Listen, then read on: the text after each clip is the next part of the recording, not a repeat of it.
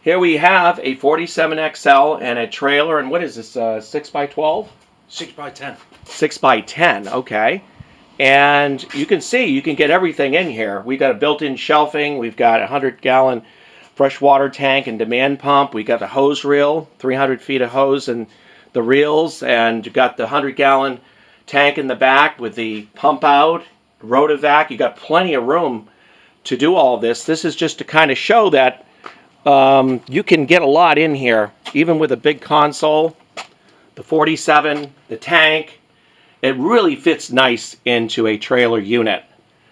And this being a 6 by 10, that's not a real big trailer, but you can see you can get a lot of stuff in there. This is a very powerful package, a very powerful mobile cleaning unit, and it's all ready to make money. And this customer just bought a used Blue Baron, and he's real happy with it. He just come by the other day. He just did quite a few jobs and made a lot of money, and then he just came by and he's showing.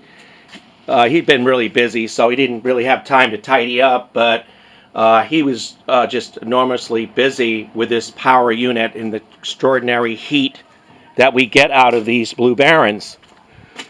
And you can see he's using double axle. And so it's just a really nice setup.